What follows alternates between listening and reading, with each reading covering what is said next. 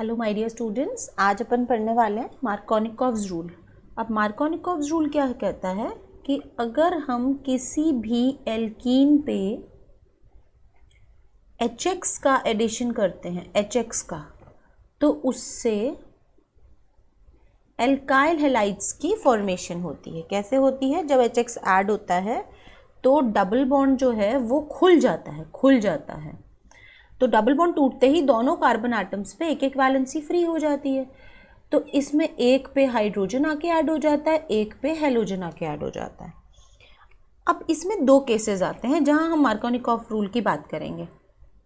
Case one जहां पे alkene symmetrical है, एल्कीन इज सिमेट्रिकल एल्कीन कौन कौन सी होती हैं? ये वो होती हैं जिनके आसपास का एनवायरनमेंट बिल्कुल सेम होता है, जैसे CH2 double bond CH2, double bond के अराउंड दोनों तरफ एनवायरनमेंट बिल्कुल सेम है। इस कार्बन पे भी दो हाइड्रोजन्स हैं, इस कार्बन पे भी दो हाइड्रोजन्स हैं। उसके अलावा जैसे CH3 single bond CH, double bond CH, then CH3। अब आप देख सकते हैं कि किस तरीके से डबली बॉन्डेड कार्बन एटम्स के इधर और इधर एनवायरनमेंट बिल्कुल सेम है। तो इनको हम सिमेट्रिकल एल्कीन्स की कैटेगरी में डालते हैं। अगर मैं किसी भी सिमेट्रिकल एल्कीन पे HX का एडिशन करती हूँ तो कोई फ़र्क नहीं पड़ता कि हाइड्रोजन कहाँ जाएगा और हेलोजन कहाँ जाएगा, क्योंकि अगर ये बने या फिर ये बने, ये दोनों एक ही हुए, इनमें कोई फ़र्क नहीं है। ये दोनों जो हैं वो सेम चीज़ हैं, इन दोनों में कोई फ़र्क नहीं है। इसको भी हम हेलोइथेन बोलेंगे, इसको भी हम हेलोइथेन बोलेंगे। अब हाथ को हम यूँ रखें या यूँ रखें, वो हमारा ही हाथ रहेगा ना, तो इन दोनों में कोई फ़र्क नहीं है, ये सेम कंपाउंड्स हैं, बिल्कुल सेम। लेकिन केस 2, अगर हम एक अनसिमेट्रिकल एल्कीन पे HX का एडिशन करते हैं तो हमारे पास दो पॉसिबिलिटीज़ आती हैं। या तो हेलोजन टर्मिनल कार्बन पे अटैक करे या फिर इधर अटैक करे, मतलब कि हेलोजन टर्मिनल पे हाइड्रोजन मिडल पे, या फिर हेलोजन मिडल पे हाइड्रोजन टर्मिनल पे। जिससे पूरी दो पॉसिबिलिटीज़ जो बनती हैं वो ये हैं, जो दो प्रोडक्ट्स बनते हैं, अगर हेलोजन CH3 CH2 CH2 और टर्मिनल कार्बन पे आ जाता है हेलोजन, तो बनेगा 1 हेलोप्रोपेन। और अगर यही हेलोजन बीच में आएगा CH2 CH3 CH CH3 और बीच में आएगा हेलोजन, तो इससे बनेगा 2 हेलोप्रोपेन। देखिए 1 halopropane and 2 halopropane, right? 1 halopropane and 2 halopropane. Organic chemistry में जब किसी एक रिएक्शन से दो प्रोडक्ट्स की फॉर्मेशन होती है तो उन दोनों में से कोई ना कोई प्रोडक्ट ज़्यादा क्वांटिटी में बनता है जिसको हम मेजर प्रोडक्ट बोलते हैं, और कोई प्रोडक्ट कम क्वांटिटी में बनता है जिसको हम माइनर प्रोडक्ट बोलते हैं। ये किसी न किसी रूल से गवर्न होते हैं। तो यही रूल आज हम पढ़ने वाले हैं, मार्कोनिकॉफ रूल। अब मार्कोनिकॉफ रूल ये कहता है कि जब एल्कीन पे HX का एडिशन होता है तो जो negative part of the reagent है विच इज़ X-, वो प्रीफरेबली उस कार्बन एटम पे है आता है जहाँ हाइड्रोजन्स कम होते हैं। दूसरी भाषा में कह सकते हैं कि जहाँ एल्काइल ग्रुप्स ज़्यादा होते हैं, यानी बीच में आएगा। इसका मतलब ये वाला प्रोडक्ट आपका मेजर होगा और ऊपर वाला प्रोडक्ट माइनर होगा। लेकिन आप सभी ये जानना चाहते होंगे कि ऐसा क्यों होता है, वो भी मैं आपको बताऊंगी कि ऐसा क्यों होता है। इसके पीछे एक बहुत ही इम्पॉर्टेंट मैकेनिज्म है और बहुत ही इम्पॉर्टेंट रूल है जिसका रीज़न है कि ये इस तरीके से मेजॉरिटी और माइनॉरिटी डिसाइड होती है। तो वो मैं आपको बहुत ही अच्छे से एक्सप्लेन करूँगी in its mechanism of addition of HX on unsymmetrical alkene. तो मैं लेती हूँ मैकेनिज्म के पहले पोर्शन में HX को मैं डिसोसिएट करवाऊँगी H+ एंड X- में। अब मैकेनिज्म के सेकेंड पार्ट में जहां हम अनसिमेट्रिकल एल्कीन की एंट्री करवाएंगे, H+ का एडिशन होने जा रहा है, मतलब HX अपने छोटे प्यादे को पहले भेज देता है, बड़े को बाद में, HX। तो H+ का एडिशन होने जा रहा है। अब ध्यान रखें कि जब आप ये दिखा रहे हैं कि H+ डबली बॉन्डेड 2 कार्बन में से किसी भी एक पे ऐड हो सकता, अब कुछ बच्चे सवाल पूछते हैं मैम यहाँ क्यों ऐड नहीं होगा, वाई ओनली देयर। तो बेटा H+ जो है वो तो पॉजिटिवली चार्ज्ड आयन है, तो कोई भी पॉजिटिवली चार्ज स्पीशी वहीं जाएगी ना जहाँ उसे लूजली बाउंड इलेक्ट्रॉन डेंसिटी दिखेगी। वहाँ क्यों जाएगी जहाँ सैचुरेटेड बिहेवियर है बिल्कुल ही, जहाँ कोई ऑफर नहीं कर रहा कुछ भी बॉन्ड्स वगैरह इलेक्ट्रॉन्स वगैरह। H+ तो वहीं जाएगा जहाँ उसको दिखाई देगा कि हाँ यार मेरे पास तो इलेक्ट्रॉन नहीं है, तो मुझे कौन मदद कर सकता है। रूटीन लाइफ में भी हम अगर हमें किसी चीज़ की ज़रूरत पड़े तो हम मदद मांगने उसी से तो जाते हैं जिससे हमें मदद की उम्मीद होती है, उसके पास थोड़ी चले जाते हैं जिसके पास जो मदद करने के लायक ही नहीं हो, काबिल ही नहीं हो। तो H+ भी मदद मांगने इन दोनों कार्बन्स के पास जा सकता है।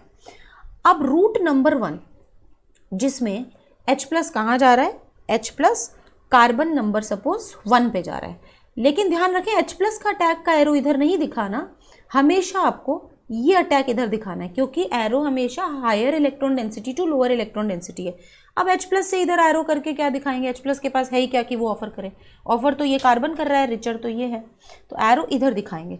तो सपोज H+ इधर ऐड होता है तो देखिए क्या फिनोमेना होगा, CH3 CH, यहाँ पे CH3 हो गया, ये पहले CH2 था फिर ये CH3 हो गया। तो ये कार्बन हाइड्रोजन के बीच का बॉन्ड बना, ये कहाँ से आया, हाइड्रोजन के पास तो एक भी इलेक्ट्रॉन नहीं था।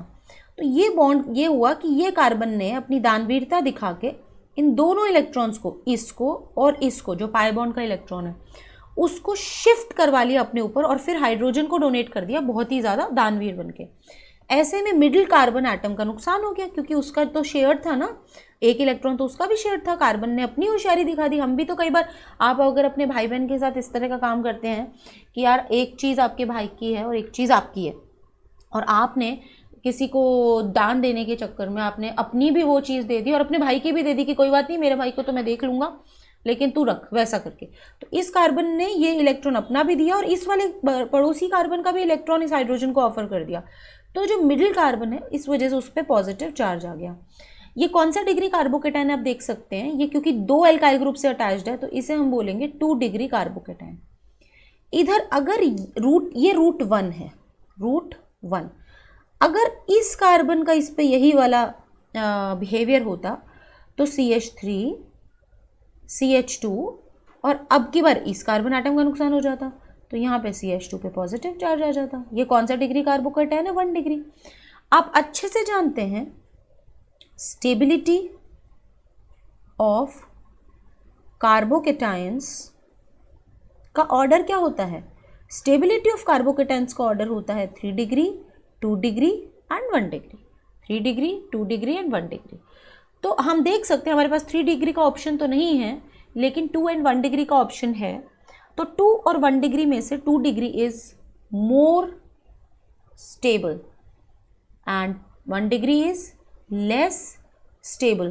तो ऑर्गेनिक केमिस्ट्री में क्या होता है कि जिस तरफ ज़्यादा स्टेबल इंटरमीडिएट बनता है, रिएक्शन का मेजर हिस्सा या मैं कहूँगी मेजर परसेंटेज ऑफ एल्कीन उसी तरफ दौड़ जाएगी, यानी इसको मैं बोल्ड कर रही हूँ, इस तरफ इसका रूट जाएगा क्योंकि यहाँ ज़्यादा स्टेबल कार्बोकेटाइन बन रहा है।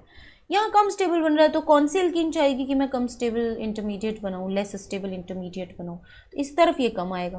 तो अप्रॉक्सीमेटली इसका जो परसेंटेज है वो इसके परसेंटेज से काफ़ी ज़्यादा होता है। तो अब इंटरमीडिएट्स बन चुके हैं, अब जो बचा है वो X- बचा है, तो अब X- का अटैक होगा दोनों पे ही, जितने जितने इंटरमीडिएट्स हैं दोनों पे ही अटैक होगा। तो इससे क्या प्रोडक्ट बनेगा, CH3 CH, X- तो वहीं अटैक करेगा जहाँ पॉजिटिव चार्ज है, तो X एंड CH3, और इससे क्या प्रोडक्ट बनेगा, CH3 CH2 CH2 and X, क्योंकि यहाँ पे X टर्मिनल कार्बन पे अटैक कर रहा है और ऊपर वाले एग्जाम्पल में X मिडिल कार्बन पे अटैक कर रहा है। तो आप देख सकते हैं ये बना आपका 2 हेलो एल्केन एंड ये बना आपका 1 hello.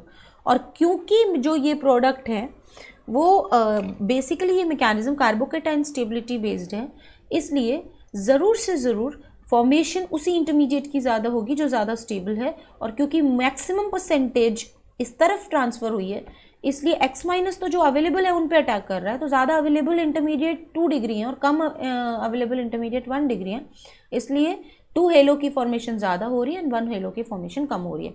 This is what I have told you कि भाई जो 2 हेलो है वो ज़्यादा बनता है और 1 हेलो कम बनता है। हमने थोड़ी देर पहले यही पढ़ा था कि 2 हेलो की फॉर्मेशन ज़्यादा होती है, वो मेजर प्रोडक्ट होता है, और 1 हेलो माइनर प्रोडक्ट होता है। अब इसी में एक और चीज़ आ जाती है जिसको हम बोलते हैं modern Markovnikov. Modern Markovnikov, modern Markovnikov. अब ये क्या कहता है? ये कार्बोकेटाइंस की एक बहुत ही इम्पॉर्टेंट फिनोमिना पे वर्क करता है। कार्बोकेटाइंस में एक बहुत स्पेशल कैपेबिलिटी होती है कि अगर कार्बोकेटाइन लेस स्टेबल है तो वो अपने आप भी मोर स्टेबल कार्बोकेटाइन में कन्वर्ट हो सकता है अगर पॉसिबिलिटी है तो एक एग्जांपल के थ्रू मैं आपको क्लियर करती हूँ। जैसे suppose CH3 CH CH3 CH double bond CH2, ये है 3 मिथाइल ब्यूट 1इन। इस पे अगर मैं HI का एडिशन करूं तो एक्सपेक्टेड प्रोडक्ट होगा जहां पे negative part of the reagent preferably उस कार्बन पे अटैक करेगा जिस पे हाइड्रोजन्स कम होंगे या एल्काइल ग्रुप ज़्यादा होंगे। हम कह सकते हैं कि आयोडीन वहां आएगा जहां पे ज़्यादा कार्बन ग्रुप्स होंगे या ज़्यादा कम हैलोजन्स होंगे। तो एक्सपेक्टेड प्रोडक्ट क्या होना चाहिए? ये होना चाहिए CH3 CHI एंड CH3। लेकिन ये सिर्फ एक्सपेक्टेड प्रोडक्ट है, एक्चुअल प्रोडक्ट ये नहीं है। अब मैं आपको शो करती हूँ कि एक्चुअल प्रोडक्ट क्या होता है और क्यों होता है। एक्चुअल प्रोडक्ट होता है जब CH3 CH double bond CH2 पे सेम मैकेनिज्म, जिसमें हमने आपको क्या बताया था कि पहले H प्लस की एंट्री होती है, प्यादे की एंट्री होती है, तो सेम मैकेनिज्म में पहले H प्लस अटैक करेगा। तो अब H प्लस के पास 2 रास्ते हैं, या तो इस कार्बन से दोस्ती कर ले या फिर इस कार्बन से दोस्ती कर ले। अगर इस कार्बन से दोस्ती करता है तो क्या बनेगा? CH3 CH double bond, sorry double bond तो हट जाता है, डबल बॉन्ड हटा देंगे, CH2, तो यहाँ पे आ जाएगा पॉजिटिव चार्ज। और अगर इस वाले कार्बन से हाइड्रोजन दोस्ती करता है तो CH3 CH2 पॉजिटिव। आप देख सकते हैं कि ये 1 डिग्री कार्बोकेटायन है जबकि ये 2 डिग्री कार्बोकेटायन है, तो जाहिर है इसका परसेंटेज काफ़ी ज़्यादा बना है इसके करते।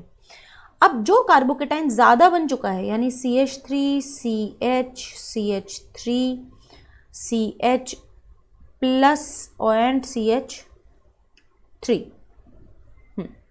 जो कार्बोकेटाइन की फॉर्मेशन ज़्यादा हुई है वहाँ पे एक बहुत ही स्पेशल मैकेनिज्म होने ये वाला है कि ये पॉजिटिव चार्ज अगर इधर शिफ्ट हो जाए तो this carbocation can be 3 degree. Right now it is 2 degree क्योंकि 2 एल्काइल ग्रुप से अटैच है, अगर ये पॉजिटिव चार्ज इधर शिफ्ट हो जाए तो ये भी 3 डिग्री में कन्वर्ट हो सकता है।